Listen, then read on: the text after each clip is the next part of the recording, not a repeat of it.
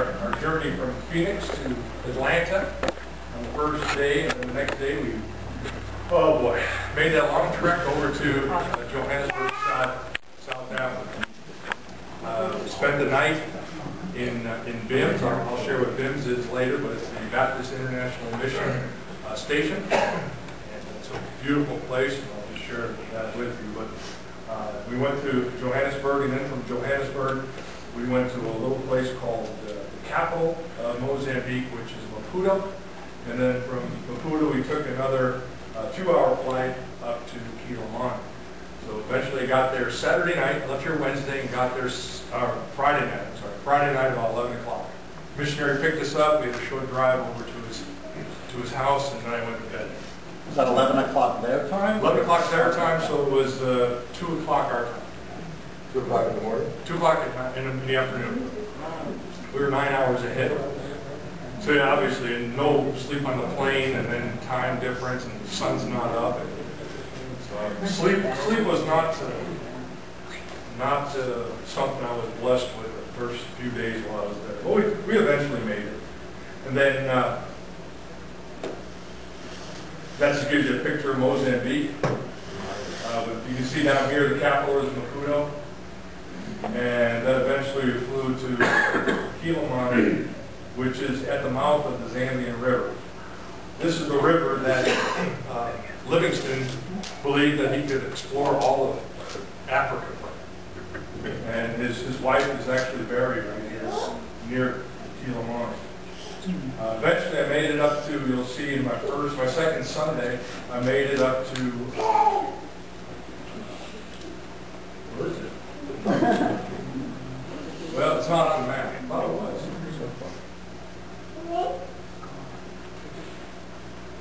But it should right here.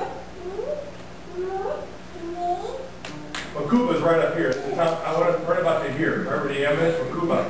And one of the missionaries there said, "You ever think you'd be in Makuba?" And I said, "Well, that was on my bucket list." He said, "Was it really?" Sarcasm does not work in Africa. It doesn't work at all. But at least that gives you some idea. And what I want to do here is escape from this. I want to draw some pictures just so you can see some of the. So bear with me. This being technically. Yeah, this is just some flight, some views from the sky as we made our way. I know there's a little there.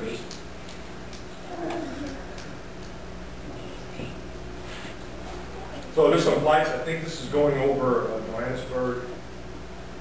That's the delta there at Kilomani. You can see it's a lot of flat land. It's so flat, and they're so used to flat land. When I was teaching about Jesus being in the tomb, that the tomb was cut out of the side of the mountain. They had no idea what mountain it was. No idea what mountain. So you can just see the delta is huge. Zambian River has a huge delta. This is Mark. Mark's the other pastor that I traveled with and was teaching with. He's from First Baptist Church, Glendale.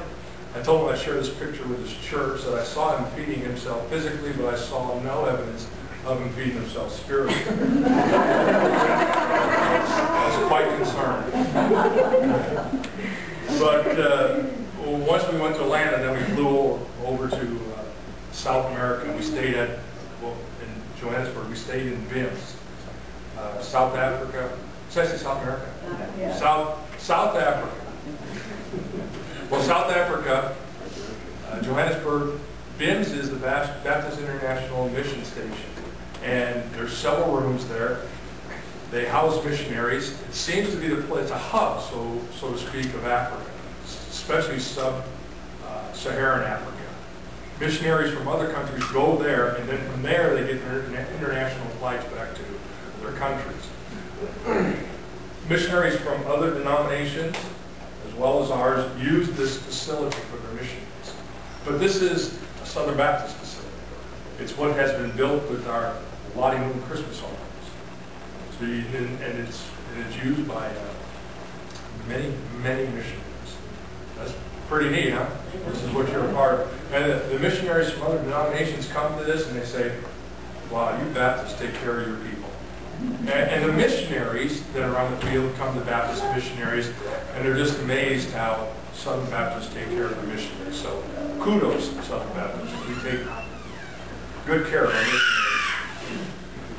And we had to walk from Bibbs and to go to get something to eat. It's 2 miles away, and you'll notice a sign there, you're being followed. Crime is very prevalent in South Africa, most of Africa. The homes that are there are surrounded by stone fences like we have here, but most of them have 3 foot of barbed wire or electric fences because crime is so bad. Beautiful homes, and they have all this protection for security. So this was one of the signs that we had to pass on our way back to where we were staying. And this is Johannesburg, and that's just a coal power plant. Yes? So if you were being followed, what do you do at that point? You turn around and you wave and run. I guess the best thing to do is just keep going. Were they asking if you were being followed? No, that sign just reminds you to be aware of your surroundings. Just be aware of your surroundings. Turn around and face it and get one of these. And finally, we got to Kilomani. This is our Baptist missionary's home. Southern Baptists own this home. This is his driveway. The white part back here, oh, I can't do that. This is a fence that goes out to the street. There's a guard here constantly, and we beep the horn, and they come out, open the gate, and let you in. Or, on the other hand, when you leave it, they let you out. That's the driver. This is our missionary. This is John and Pastor Mark. This is their backyard. You see it's all concrete. How close the homes are together. This is the side of the building. Nice place. See that plant in the middle? I had one of those in my house. I killed it, but that's flourishing outside his house. And I had a house plant that didn't survive. There's proof that I was there. This is looking back toward the house. You see the windows are all done with rebar. They're all very, very secure. This is me again. Here's John back there scratching his head waiting for us. But there's the fence. This is his well to the right, and then the collection well is on the left where the water is stored to go into the house, and you have pumps to get in the house. Coconut palms are very prevalent in this part of the country. And you can see some of the coconut palms. These are, I think this one here is an avocado tree. And those are papayas. They're about that big. Wow. Man, they are good to eat. That's popping, that's right. And there's your papaya. Them babies are big. And this is the living room where I Skype. See that on the left? Mark has a computer on his lap. And this is 2 missionaries, John and his wife, Bonnie. And then they had 2 journeyman girls there that have been serving as missionaries. And this is Sally and Jessica. And we had time to spend with them. You'll notice on the table there are a lot of bracelets. We got those for my granddaughters. This is where I stayed. This is my bed. There's a water bed, so it felt cool at night. That was comfortable. That was the desk where I studied. And this is us sitting at the table where we had most of our meals. We had our morning meals and our evening meals here. Now, everybody wondered if we ate very good because of the diet there. But John and Bonnie, Bonnie is an excellent cook. And we had some great food. I didn't have to eat anything out of the ordinary at their home. They had pancakes in the morning, or they had eggs, and we had, but everything's homemade. They had spaghetti. Everything's homemade. You can't buy a jar of spaghetti. You can buy tomatoes, and you can buy paste, and you just have to make it with your breads. This is the top of the fence, the stone fence around their house. Wow. So you see, if you were to climb that fence, you'd have to navigate through some broken glass. It's all embedded into the mortar. This is my bodyguard.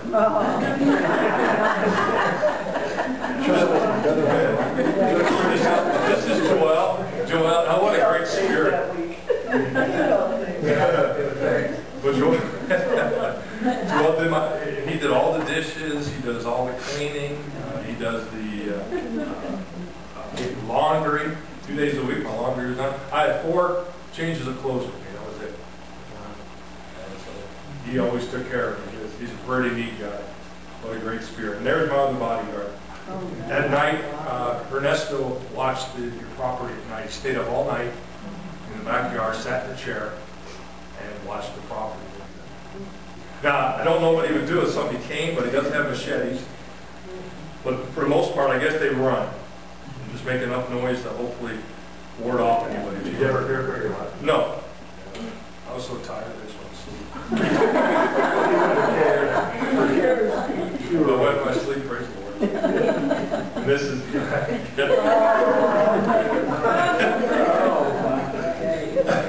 Wow. That's the freak show. John, we had a power outage one night. Apparently one of the circuit breakers blew, and he had a few other circuit breakers that had blown, and this is his panel. And you see it's probably not up to regulations. But one morning I stayed back about an hour and I redid his panel. His wife brought some circuit breakers. Me as an electrician, I was able to go in and fix all of his outlets. As you can see, this one is a 3 gang, right? It has absolutely nothing going to it. And then other ones are piggybacked together. And 2 circuits. Yeah, so it was a little dangerous, but we got it all sorted out for him. And he was very pleased with that. And this is on the streets. You can tell it's pretty much foot travel, which you'll notice too. There's a lot of other bike travel is very prevalent. This is your foot locker, where you can buy your shoes. One of the things I noticed that most of the clothing is from Goodwill in the United States. It's stuff that didn't sell in Goodwill, and they ship it over. And you'll see some of the labels, 99 cents on a Goodwill thing, and they're selling it like for $3. So here it wouldn't sell for 99, they're selling for $3. Not the normal. There's another foot locker. There you see the market is all outside, it's open. And that's basically how they travel, and we're in this vehicle to the left. You just gotta be careful going down the street. I just don't understand how they don't keep running over more people. There's more clothing. Those are fruit bats. The things hanging in the middle window there, the black things, those are fruit bats. They're sleeping. Where? Right in here. Fruit bats. Fruit bats. I don't know if you know about fruit bats. They make this sound like a squeaky wheel. That's how they send out their signal, and it's all night. I'm thinking we got something that needs oil somewhere. But it was a fruit bats. This is one of the grocery stores. This guy gave us a free Coke. So that was pretty nice of him, the owner did. You got to watch everything. We had to have one of the guards out by the truck while we went inside. It was pickpocketing. They had no problem cutting your pants, getting your wallet out of that, whatever they need to do. That's about the extent of the groceries right there. But then you'll see the markets where they sell a lot of fish, other fresh product. You see all that pile of fish there.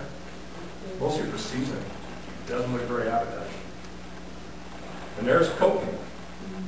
The early coconuts are really good. They're full of fluid, juice, and they crack them open, knock off the top, and they just drink it. They're lanterns, and they're excellent. It tastes like a soda. It's just like a soda, like carbonated water. Very tasty. And these are the guys who cut them up with their machetes, and they sell them to you for like it's probably about $4. And there they are passing them out. And that is, you can see it right there in the middle? Yeah. It looks like a snail, doesn't it? Yeah. That is cashews. And I brought you back some African cashews for you to eat. This is how they prepare them. Trust me, they're a little different than the way you prepare them. Or the way you go to the store and buy them. They basically harvest them and then they roast them on an open grill. So they're roasted cashews.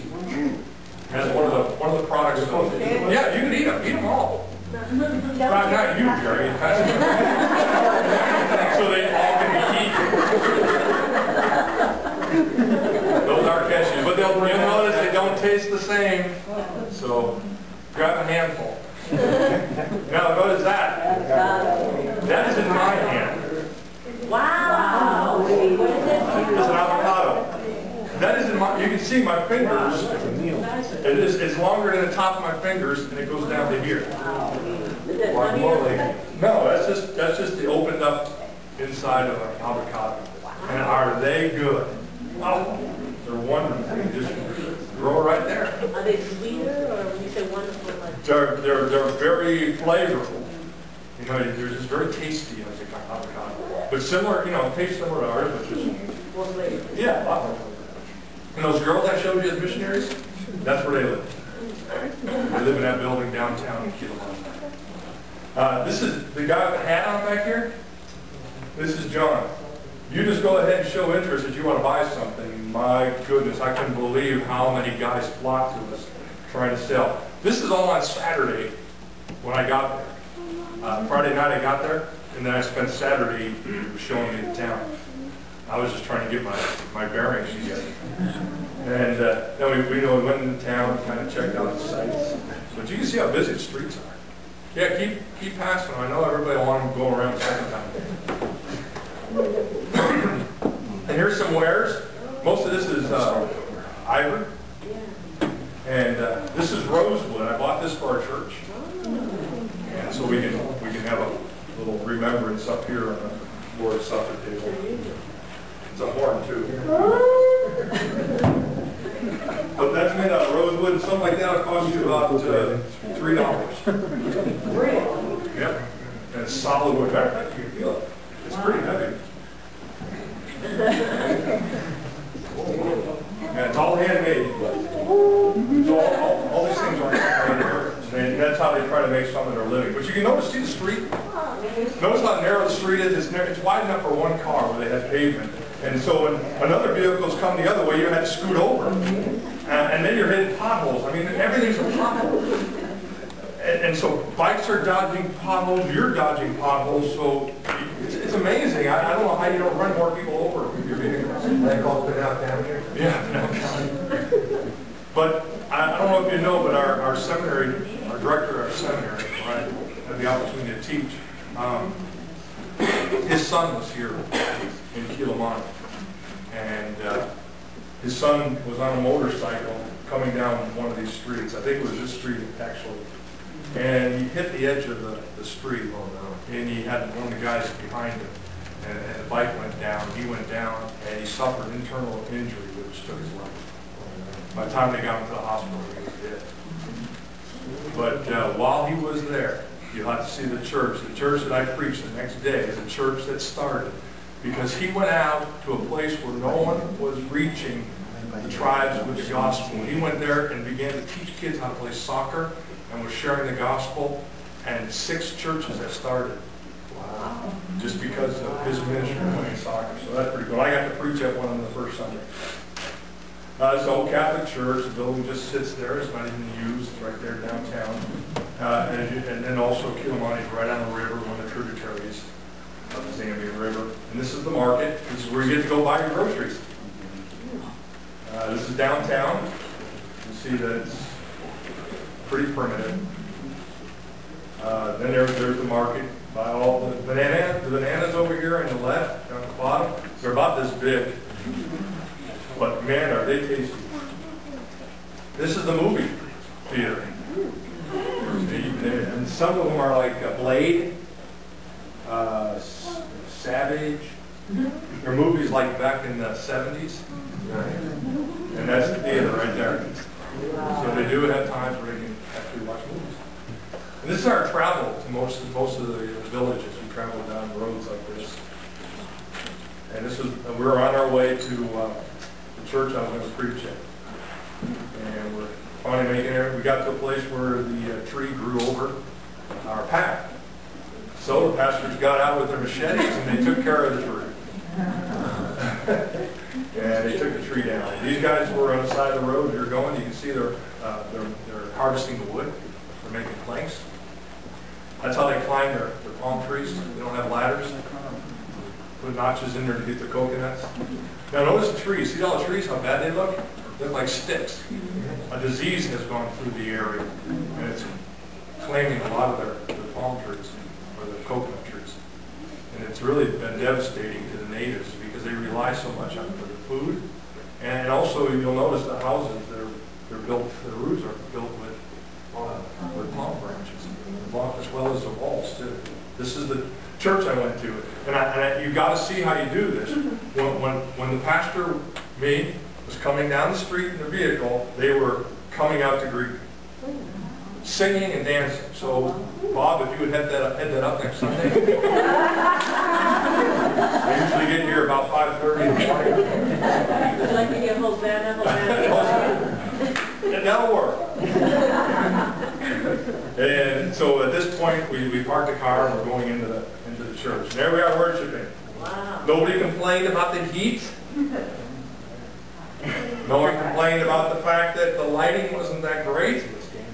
That beam, see that beam that's going across there? It sits right here. That's where it's at. You'll see me in the picture. Made in China. Is that a real flower? Is that a real flower? That is no, that was a fake flower. And so this is the first church that I preached at that Sunday morning. I was trying to get the cobwebs out. It took us quite a while to get there, and I was still trying to wake up. And man, they just love to sing. They love to worship the Lord. Yeah, my head's right there. You can see.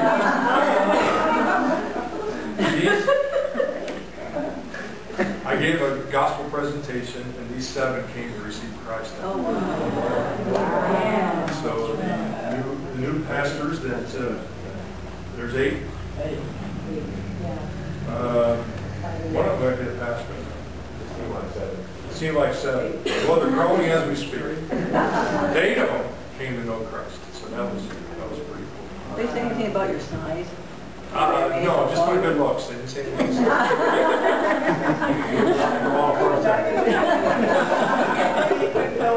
Yeah, they said to me, what? I didn't see anybody sitting. They were just standing the whole time?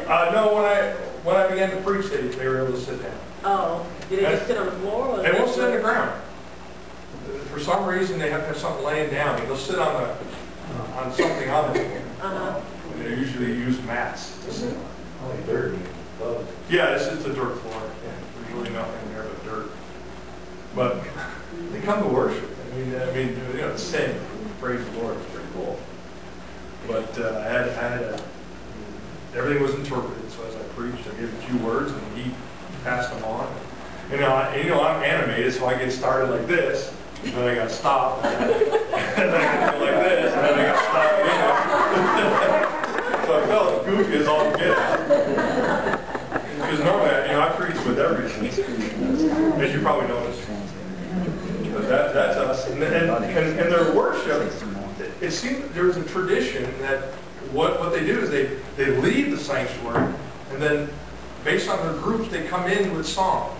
So there might be the ladies coming, or the men coming, and then or the youth coming, and the children. But they all take turns. Every Sunday, they all take turns. And so at this point, the ladies had left the sanctuary. The group is on the left-hand side over here with the drums, and they're playing music, and they're chanting, and they're calling them in.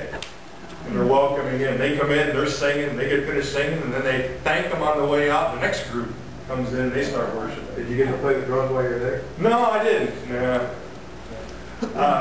I'm in the back of the sanctuary, and I got my camera, and you know, it's a grass, it's a palm wall, so I got an opening in the wall. I'm taking a picture, and he's making lunch for us.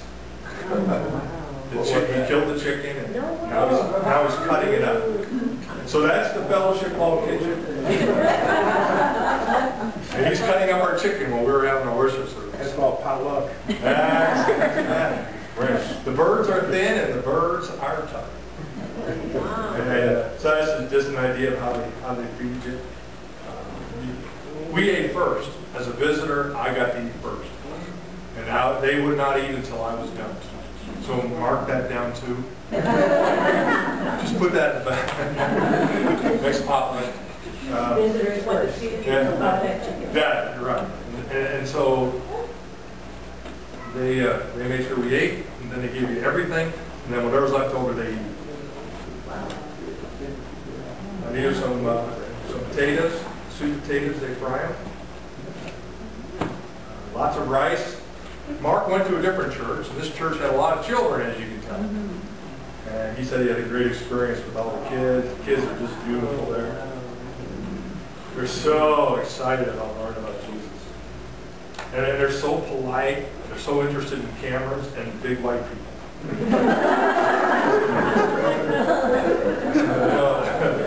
It's kind of a circus.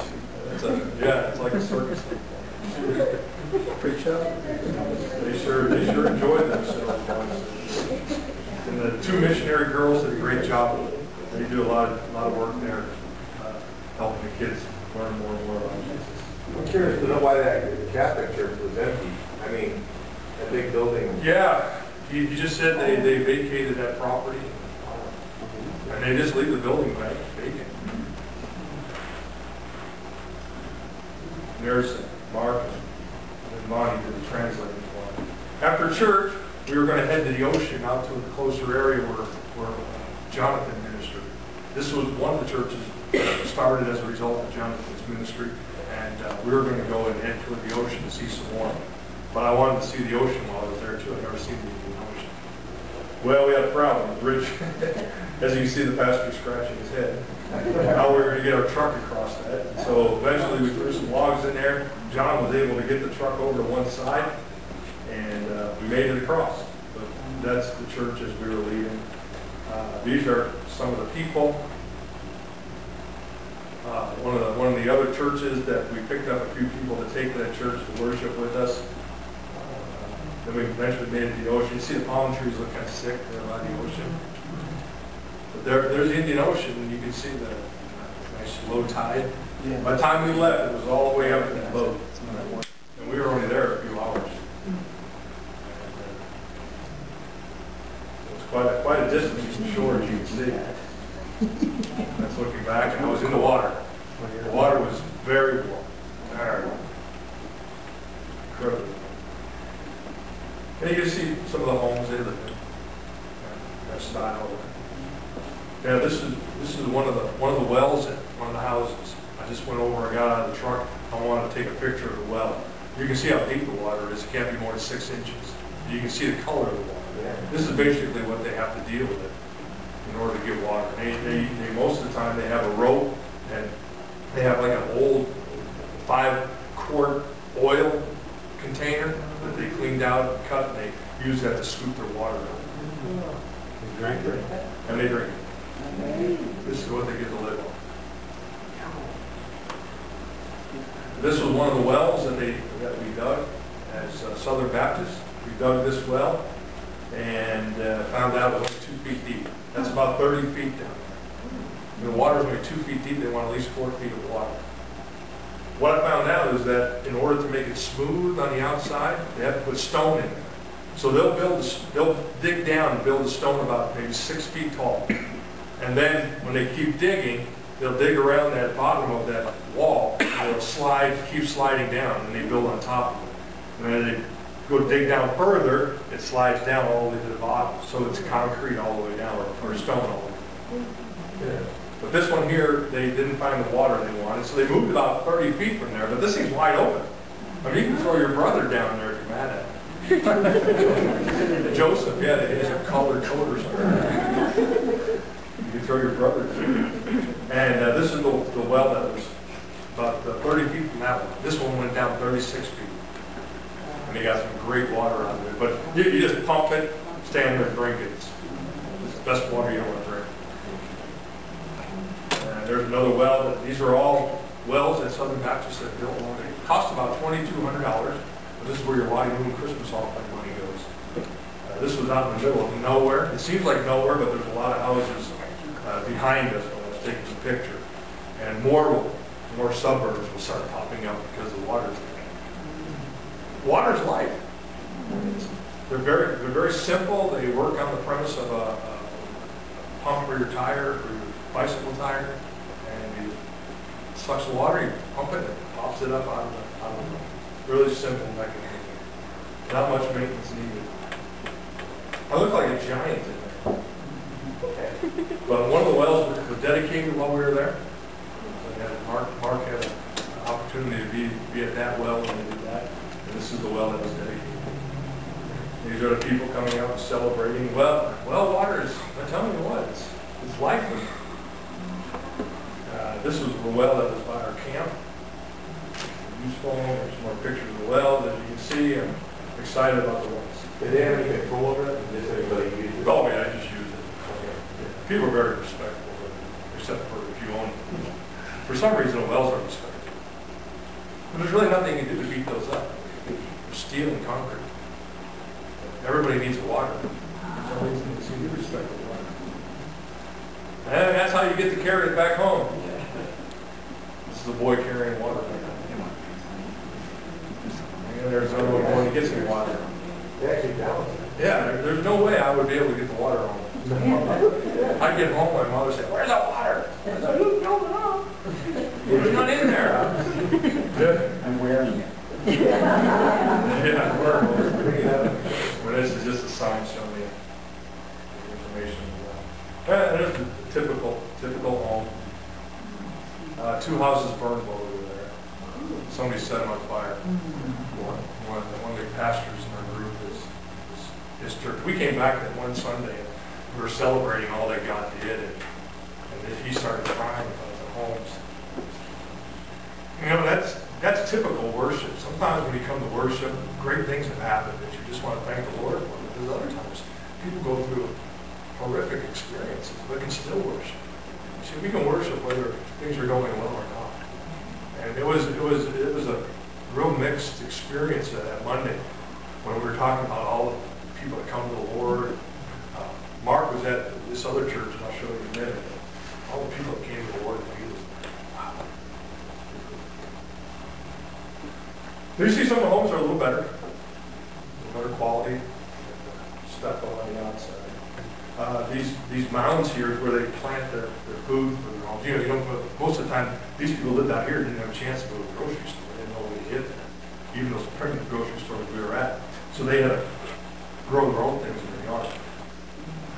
Very sandy soil, very sandy. And those kids, man, I had a lot of fun with them.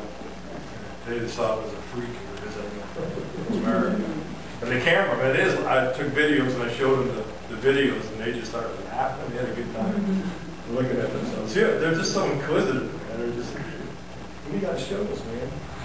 This is one of the church that was by the well we went to visit. And that's the church building. That's the inside. But you get to sit up. Why I hear people come to church and complain when they have to sit up? Look at that.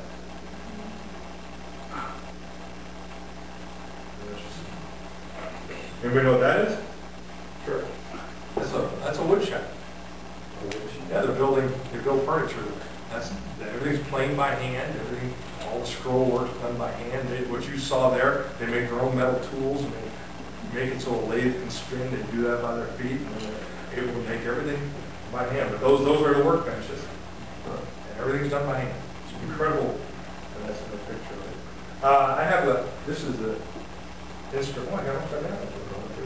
Yeah, it has a barometer, thermometer, and the humidity. And I was just showing you that it was 96% humidity, and it was 91 degrees. Rice, because it's a delta, rice is their only, it's a subsidy. This is their subsidy. It's not a cash crop. This is what they eat. So they don't sell rice. They eat it. But for miles and miles and miles, that's all you see is we call them shambas. They're rice fields. And they have to take rice, plant it in very, very wet places, let it grow, and then they transport it to their shambas where they plant it by hand, each piece. All day long they work like this. So all you see is these bottoms sticking out of these rice fields. And And then when it's harvested, which is coming this fall for them, this or spring, but they'll harvest the rice and they cut it all by hand. Every piece is cut by hand. But then you'll get to sell some of it. You go to the markets and you can buy rice and you can buy beans. And you see that she's transporting her rice. I didn't get a good picture, but it's not bad. But you can get the idea of how she's carrying it. Charcoal. They carry their charcoal. Charcoal is very, very popular. They cook with charcoal. So they take trees and they have big ovens and they put the wood in there. They let it burn to where it's like a charcoal and they put the fire out. And then they bundle it into these bags. And you buy the bags of charcoal. See the trees? It's sad, isn't it? Those are all beautiful palm trees, coconut trees. Well, at one time. That's a rice field. I just wanted to show you the magnitude of the rice fields. They're huge. There's some cattle. See, now we're talking food. We were going down the road and the cattle were being herded across. They put big red signs up telling you to stop. And the herdsmen come across and move their cattle across the field. There they are with their charcoal riding down the street. This is transportation. This is their public transportation. They get to their shambas that way out to the rice fields. They'll drive from town and they'll load up the back of trucks and get them there. That's the garbage dump. They throw everything in there for trash and dump and burn it. If it's not left on the street. And there's more pictures of it. There's just some pictures of kids. Truck had an accident and lost its load. And then finally that first Sunday, our first Monday, finally made it to where I was supposed to be. It's about a 45-minute drive to Nicodala. Nicodala is where I taught, and this is the building that we use for teaching. Also purchased by your Southern Baptist Elders. And there's the group of guys that we were able to teach. There's lots of pictures of that conversation. And this is the restroom. See how this is, these two over here in the building are just holes in the floor. That's it. So girls, just have a hole in the floor. That's it. So you gotta be a good aim. Seriously. And then the guys, we go in here and you just go on the walls. And that's where they shower. Oh, yeah, I know, don't worry. Oh, in there? Like see in here? This is an opening here that goes into a little square area. Here's an opening here that goes into a square area. And this one here goes into a square area. All the way around that square area is bamboo wall. And you just walk up and you go on the bamboo wall. They go in there and take their shower. They take those buckets of water. They go in there and they take the cup, pour it over their head, and they wash themselves and they shower there too. Yeah. But you can see that they do the laundry there too. The very things that you go on, they got their clothes hanging there. These guys stayed there the whole 14 days while we taught. These are some of the bikes that we purchased for the guys to get back and forth. They came from the memorial from Jonathan's death, from his funeral, and we were able to buy these motorcycles for the pastors to use to get back and forth. Those we need to be. And there's more pictures of the pastors. This guy's amazing. He is he's kind of like the leader of the pastors. His name is Joel. It's John. Joel, but he is also translating into not Swahili, but another African language that they're needing to translate the Bible into. So he's taking the Hebrew and the Greek and translating it into the language, doing it all by hand. Did he go to school for that? No, he's not going to school, but he has been to school. So, pretty sharp guy. But he's quite the leader. This is our classroom. Kids hang around there all the time. They're always interested in what's going on. So there we are, teaching. This is how we taught. And I was always drinking water.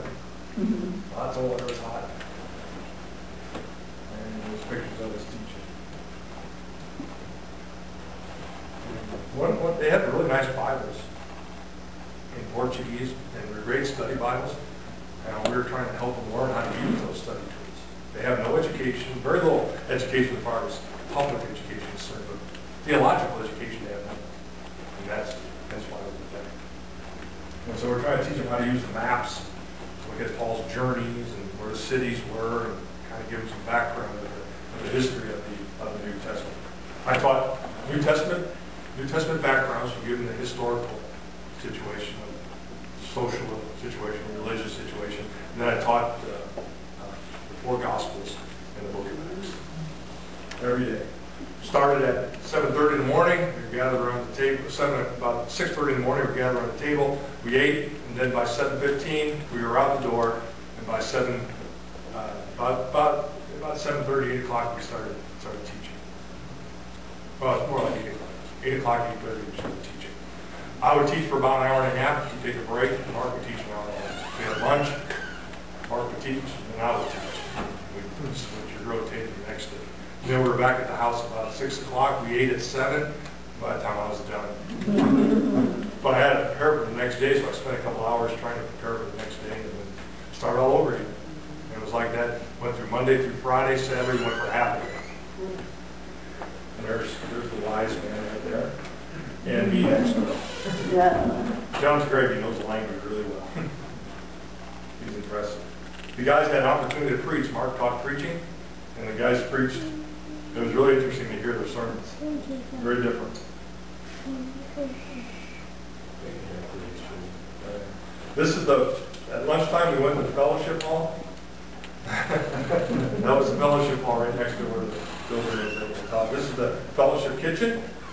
Those things at the bottom there, this is the stoves where everything was cooked. And there he is cooking. And that was our lunches right there. They put them in a plate like that, and you just kind of dug in. You had rice and beans, and then you had beans and rice. But at times we had chicken. You heard them in the morning walking around, and you heard them squeaking while we were teaching. And then we ate them for a while. But to have chicken, that was an honor. That was a thing of honor for them to give you chicken. And you notice they don't use utensils. They use their God-given utensils. And they just take everything, they wrap it into a ball, and they pack it in. And that's how they eat. That was one of my lunches. That was the first day. That's fish. It still has its head and guts. So you got to work yourself around things that you don't want to eat. And it's corn. That's cornmeal, the white stuff. Yeah, maize is a real popular product that they have. But yeah, that's maize there. And that's my bean. That was my lunch. Did you eat it? I was thankful. But it's all right. Something you don't want to, you probably won't pick up at a potluck. You probably let that one go. That was lunch. One of the pastors brought a goat in honor of us teaching. So we got that on the last day. And that's where it was, beginning of the day. And that's where it is before lunch. His head still, oh yeah, they're taking it apart. And the entrails are all this stuff in here, the entrails, that's all delicacy. Those guys love that. Intestines wrapped around their liver, they love it. The heart, they think that's cat's meow. And then after we ate lunch, the guys would usually sit around and have a meeting, and they would talk. Got a lot of business taken care of the pastors, and we took care of our business. Well, they took care of theirs. They'd sit around. They took a little break after lunch. We worked on cars, and they took naps. But you'll notice they always put something underneath them when they slept on the ground, laid on the ground. And you never walk on those mats. It's very disrespectful. If they're laying there, you walk around them, pick them up. And this is the building. We taught it when it rained. Those mosquito nets. The guys slept in there at night. There's no windows or doors, so they just kind of have to fend off the mosquitoes the best they can. They use by nets, and they lay on those benches. They put 2 benches face to face, and they put their mat over it, and that's where they slept. As you know, I got into the business of fixing fans. They had, somebody bought, one of the churches bought fans for them, and they couldn't figure out why they didn't work. And they were spinning, but there was no pitch on the blades. And so I went through and I pitched all the blades so they would force the air down. We turned them on, and it started moving the air around. So they were thankful for that. But you can see how they put the benches together for their sleeping arrangements. Sometimes they slept there in class. But Joel, he was kind of like the leader of the pastors. He kept them in order. Community is very important. I mean, if one of the guys forget their pens, Mark went over and gave him a pen, and John said, Mark said, why? He goes, well, in America, you want to get the class going, so you give the guy a pen. Here, if you give one guy a pen, you have to give all of them. It's not fair to give one. If something comes into the community, everybody gets it. Or if there's only a few of them, like the motorcycles, the community had to decide who got the motorcycles. And then once everybody agreed, that's where the motorcycles went, and nobody had a problem. But if you give somebody a pen, he gave him a pen, and one of the guys says, I need glasses. John interpreted it, I need glasses. So I was going to pop out my contacts. I had no idea what contacts were. There we are, teaching and praying, leadership, trying to figure out what happened. When I sent my outlines and he interpreted them, when he had them printed, my outlines had subpoints and they didn't line up. So when they were printed, they were all messed up, so we had to work through some of the details to get things straightened out. And Bonnie was interpreting, so we got things worked out. There I am, sitting down and sweating. I was hot there, I was sweating. You can't tell, I was sweating. Then they had care packages, all the pastors, we got little packs with notebooks and pens and that kind of thing the church had put together, and we passed those out to the pastors for their kids. They didn't have enough for everybody, so they just gave it to the pastors' kids. And we just some of the pastors, that's just teaching. I don't want to lose that place. I mean,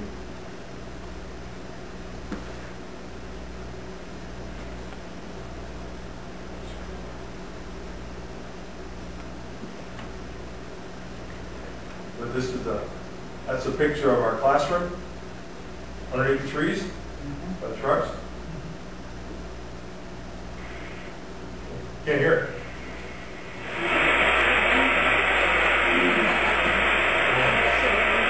We're in a metal building. We couldn't hear a thing. We go inside to teach, but I can only hear myself. Right? So we had to wait for the rain to stop. It was so hard. Well, you know, subtropic rain is like thunder in a metal building. But that poor little kid walking across with his water, going as slow as he could, and it was raining hard. Let me go back to where I was. Are you bored yet? Yeah.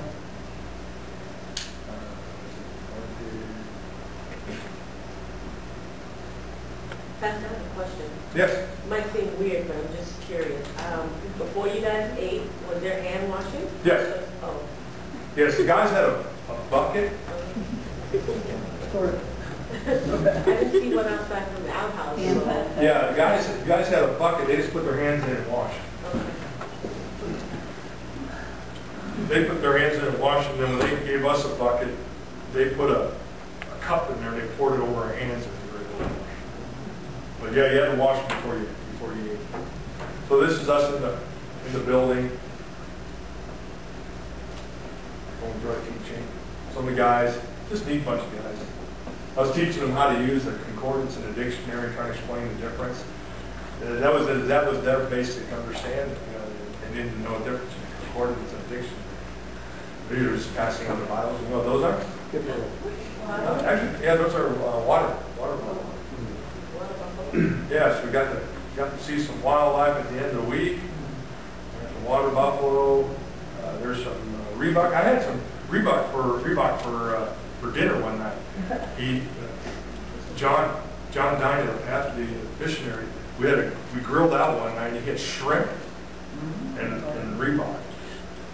Wow, that Reebok is better than beef. Incredibly tasty. Oh, so good. We had that in the grill.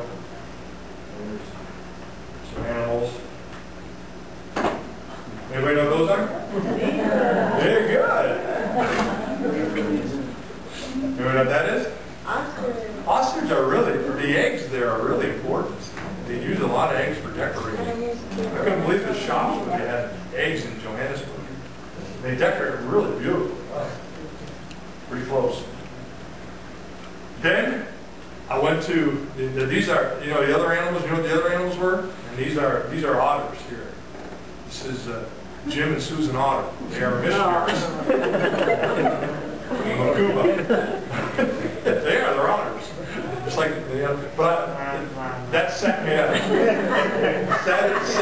after teaching, we drove north to Makuba, and Jim and Susan are missionaries there. I got to stay with them on Saturday night, and my room was air conditioned. Wow.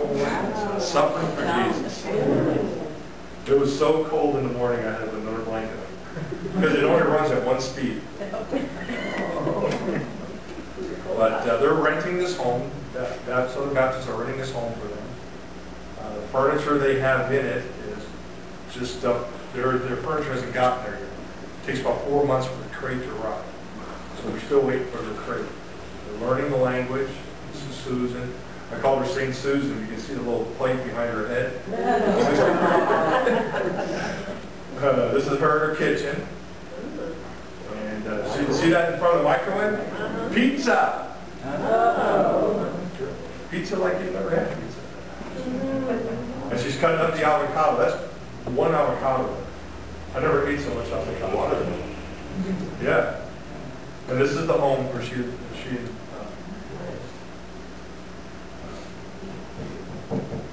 lost his name. Mr. Jim. This is his front yard, that's his garden. Notice this fence is very short. And there me in my room. Yeah, I was happy. Getting ready to preach for Sunday. And then I got to go to church. There was established church in Cuba. It's downtown Cuba.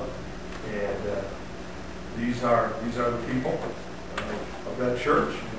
Praising the Lord. The girl with the raised hand. What a voice. Oh my goodness. I was impressed. Well, would you like to hear him sing? Yeah. All right. This is free. Was there a big Muslim presence there? Pretty big, yeah. Well, before you do that, boys were when we were teaching, boys were out. They're playing soccer. So I got the camera out. I wanted to show the kids here that this is a soccer ball. That's what they have is a soccer ball. An old water bottle. Give each other a hard time. They were sure interested to see themselves.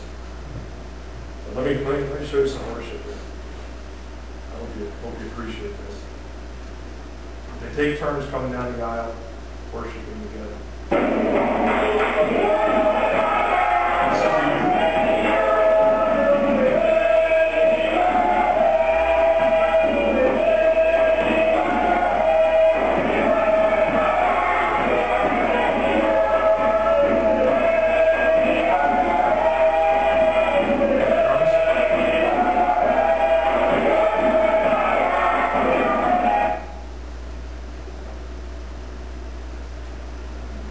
How long is the service? About 3 hours with everything. Some had shoes and some were without. Okay. So proceeding. Yeah. Here's the older ladies there. Oh, no, these are kids. Here's the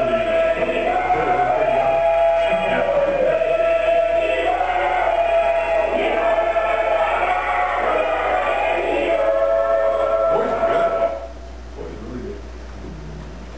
I didn't take too much because I know I would have to waste a lot of space on my desk. These are the kids again. They did it twice. So sometimes they don't do it twice.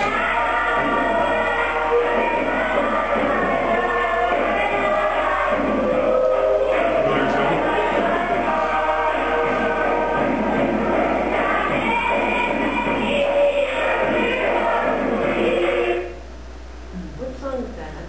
Yeah, I can't remember.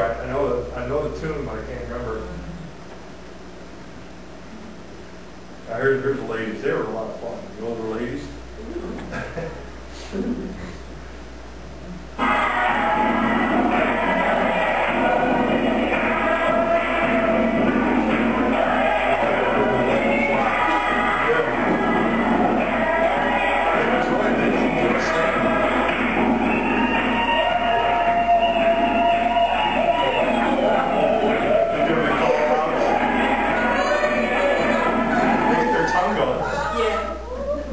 Just goes a wagon when they're screaming like that. Were they actual hymns or did they just chant? They're songs. They're actual songs they're singing. Here's a familiar one. You'll know this song. Tell me which one it is.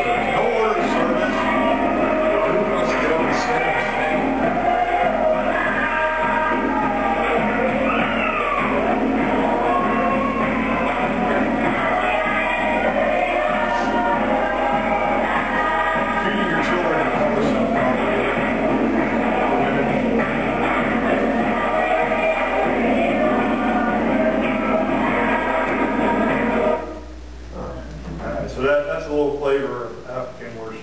None of the guys did that, huh? Yeah, the guys got up, but I didn't get their video. They don't interest me as much as they do. Their voices. So I go back to the Otters, Jim and Susan Otter, and here is the worship, and then, this was good. Jim was supposed to interpret for me. Jim's never interpreted for anybody.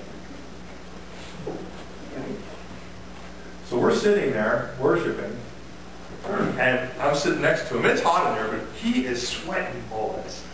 And I told him, I said, "Hey, you all right?" And he goes, "I just nervous." And I said, "Jim, you're doing a fine job. Don't worry about it." I said, "We'll get through this." He said, "Yeah, I know, but I'm really nervous." And he's just he's hoping the songs never end. And I didn't think they were going to. So Jim got up there and he introduced me. It took a little while to get through all that. He's trying to phrase it correctly in Portuguese. And then I got to preach. Look at the flowers down there. Need some water. Or something. Well, anyways, this guy stands up. And Jim's about ready he's speaking the first sentence that I give him a sermon, and the guy stands up and says, "I can help." He says it in English. I thought, wow. He said, I can interpret for you.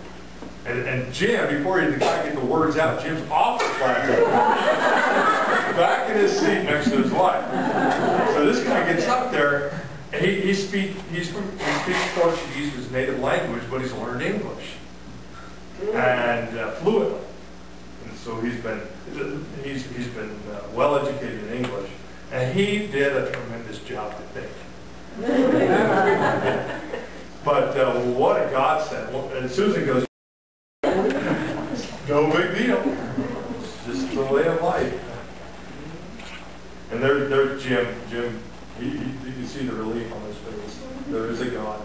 Right, so I had a chance to preach. And this is the people leaving. You can see they parked their bikes right in church.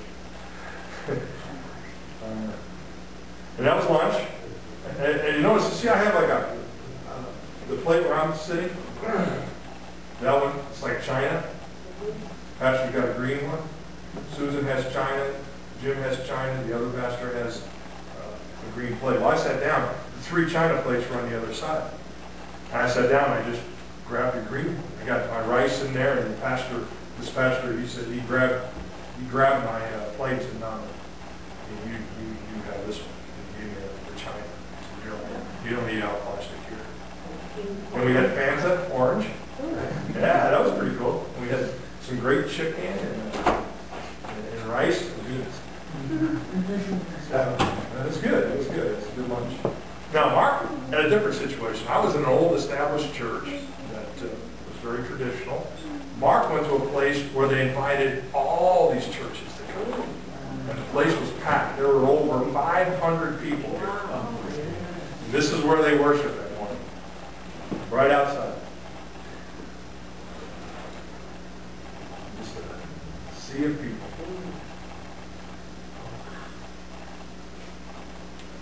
I think there were 44 decisions for Christ. Pretty neat, huh? And there's just some of the faces of kids. There's their offering. That's what I was going to ask. What do they do for offering? There you go. There's the offering right there. Huh? Sugar cane. Sugar cane, that's right. Yeah. Most of the girls are usually pregnant in their teenage years, not married. They usually get married later. Most of them find themselves having children in teenagers. It's just a custom that you don't have to get married. You can get married later. And the guy gets prayed for. And one of the babies again in the back. A lot of stuff going on at the church. We're right there out in the middle of underneath the trees having worship service. At their drums. There we are getting the meal ready. Getting cooked. He's preparing it. There's some drums. Yeah.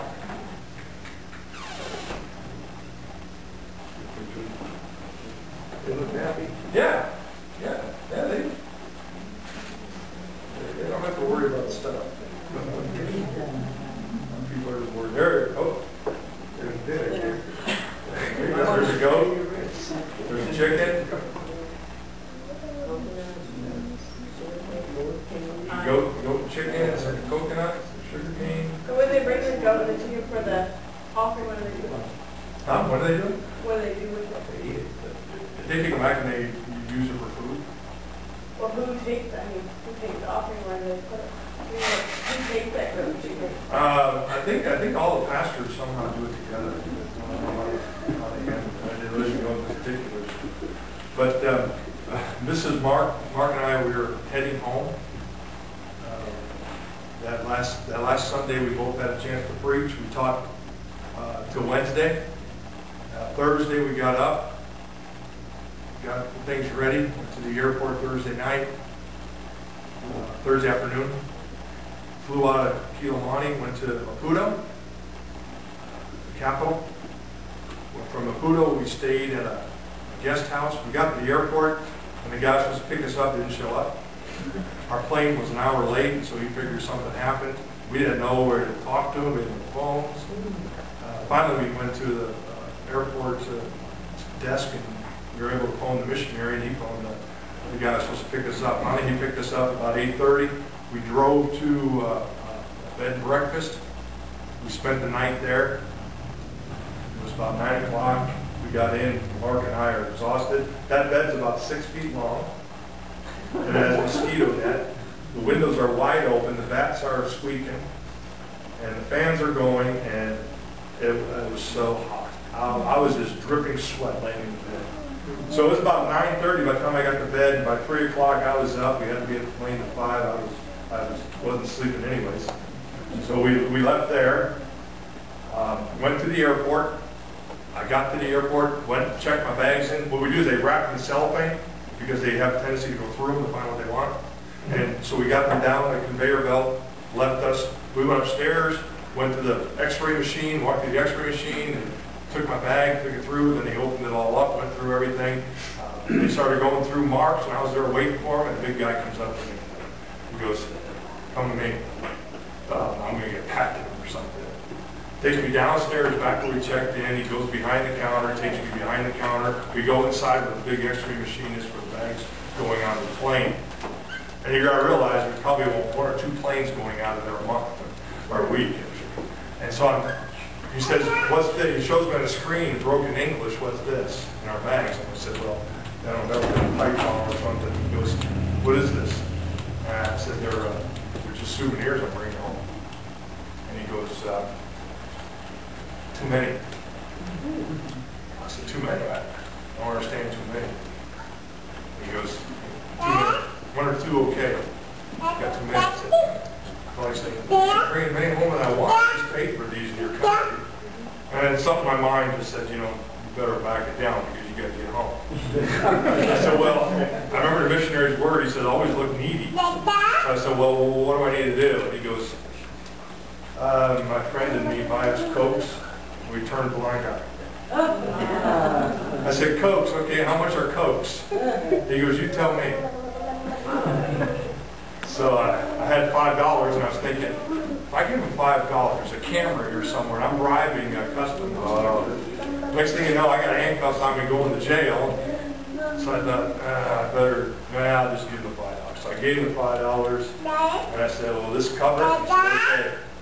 He said, "Well, send them on." So I went back upstairs, I met up with Mark. Wow. And I blamed everything on him. I said, "They said my bag was fine, yours had too many things." Well, anyway, we got on the plane, and we finally made it to Johannesburg. And there at Johannesburg, we stayed at BIMS. And the missionaries that are at BIMS, they have their own home there at that mission station. And they let us in the home to stay with them. And so this is Stan and Nancy. They are Southern Baptist missionaries who run that station. Then from there, this is the airport in Kilimani. You can't see it, but there's a fire truck going up and down the airport, the landing strip to shoo off all the birds. So here it is. Well, it's actually right there. I don't think you care over the straight in the middle. There it is. Right there. Little ambulance going up and down. And there was a picture of going home. And then this is PowerPoint.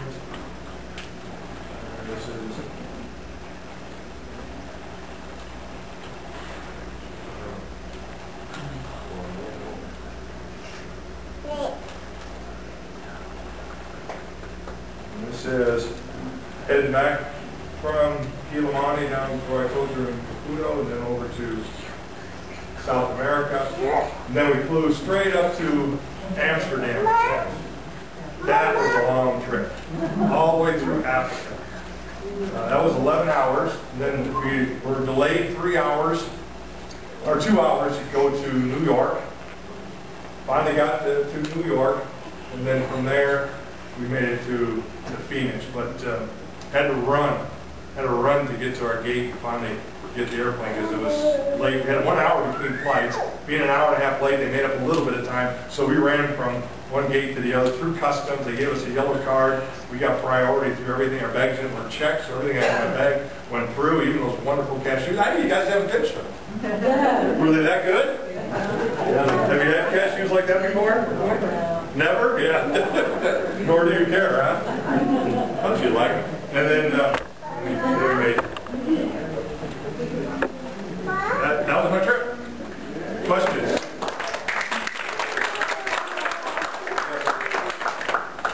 Just curious, what was the pastor's response of the translations that you took over to them? Where did you take over? Oh, the books. Yeah, the books, they love the books. The other books, you're going to get a lot of use out of them. So those are really blessed. Bob? When you left, did other people take your place? Like other ministers? No, this fall, 2 more guys from seminary are going to go and teach the rest of the New Testament. So what they'll do, those pastors that you saw, those are first generation pastors. They will take what they learned over this experience and then they will teach the other pastors. They'll pass this on. Are you ready to go back? No. I love to go back, but the fact is I can't be just transported. I have to be on one of those planes again. As you know, planes are not conducive to tall people. No. But that flight to Amsterdam from Johannesburg, they found me an aisle seat. I get in the aisle seat. I got one leg outwards, semi-comfortable. I got the other leg into the guy's seat next to me underneath. So I fall, you get those cat naps, and then somebody comes up the aisle and doesn't realize your leg's out. They go over the leg, and I now wake up. And so you kind of dozing off again, somebody else trips over your leg. And, well, finally we made it through all that, but they came with lunch or dinner. They got my food, they got my drink. She had the cart, proceeded down the aisle, hit my leg, into my drink, onto my lap. I don't want to complain. But, yeah, if it wasn't for the plane ride, this would have been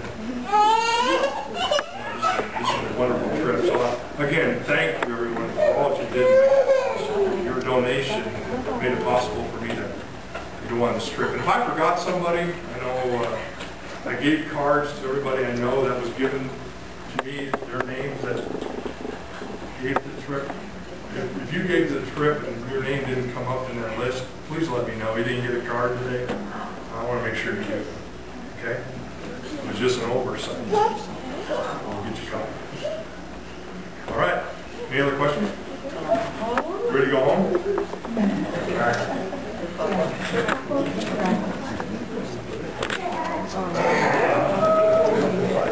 I think